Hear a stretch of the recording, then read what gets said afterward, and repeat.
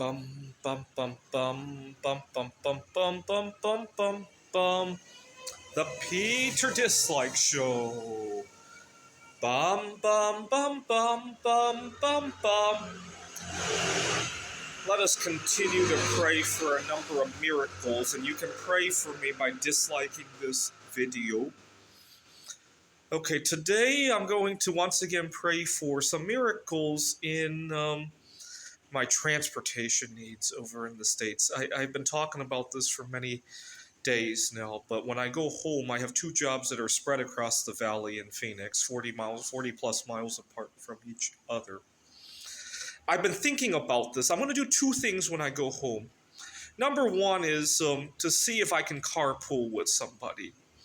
If I'm only driving half the time, or even if I'm driving 100% of the time, but I get to network with somebody. That way the commute is not a complete loss of time, right? I can't tell you how many days I wake up, oh, I'm so ready for today. And then I got to drive 40, 50 miles away. And by the time I get to the office, it's like I started my day only on a 70% battery, right? Like my old laptop, when it was fully charged, it only got like half an hour, right? That's how I felt when I had those long commutes, right? It was like my battery was permanently shortened, right? And so I want to change that. The other thing I will strongly consider doing it now that I've thought about it is after a month or two and I realize that the commute may not work too well, I might sit down with my boss and see if we can negotiate some other, because they have two different campuses. Maybe I could switch with somebody, or somebody can take over. Because I really don't need the second income from. Right now, I'm just doing it because I hate to give it up now that I've got the job, right? But negotiate a good exit strategy. That way I don't burn my bridge. And if I want to teach there again at some other point when the commutes work better, right? I need to think about an exit strategy is what I meant to say. Right, assuming it doesn't work well. It's hard to say, right? Maybe after a few months of commuting there, I might find another solution, right? Maybe I do find a decent carpooling situation, or maybe I buy a self-driving car and I don't have to drive anymore, right? It's hard to say. Anything could happen in 2 months, right? So I'll think about that. The other thing I thought about doing is I mentioned the self-driving cars. Maybe quote what it is to ride in one of those. So what is that called? The self-driving cars that we have all the time. I love those cars, by the way, because sometimes I need to make a last-minute exit or a turn, and nobody's going to let me in. If I see one of those cars, as soon as you turn on the turn signal, they let you in. They're like the peacemakers of the road, right? Sometimes I get really excited when I'm just about to. Oh my God! I missed my exit last minute. Oh, thank God! There's a Waymo over there, and then I just cut in front of it, right? Although if everybody starts doing that, I don't know what will happen, right? But maybe I'll quote, see what it is, right? Even if it's a lot, if it brings a lot of peace to my life, it may not be the end of the world, right? Okay, so that's one thing that I want you. There are two other things I want you to pray for, and these ones revolve around negotiations. So number one is that I want to continue to network more with people. Now, you may remember last month, 2 months ago, I offered a reward for anybody setting me up on a blind date. Well, I got a relationship going. Now I want to make more friends. And so I'm thinking about bringing back that reward, but for other issues rather than dating. So right now, I'm programming an AI for the game of Scout, and I'm thinking about finding somebody to collaborate with, especially to playtest the AI, right? I don't have a whole lot of people to do that with. And so making friends for the game design and stuff like that. I'm going to go back to my friend at the church, and I got a few more rewards I could offer now. Now that I'm no longer going to be offering those the precious metals anymore, because I think that was pointless. I get a lot more mileage. It catches people's eyes a lot more when I offer those bismuth crystals, those geodes, the Buddhas, and all that, and maybe even some paintings, right?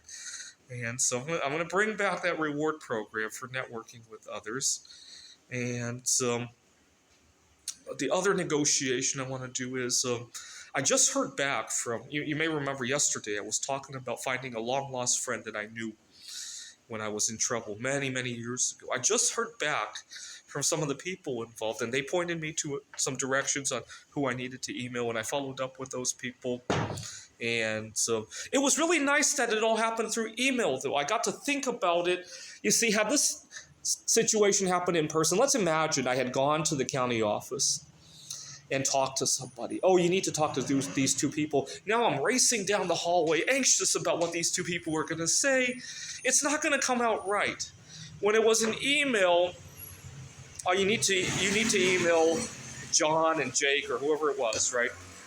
And I went to grab some dinner. I went to an event here in Taiwan. I went hiking and I got to think about it. I went home and I got to sleep about it.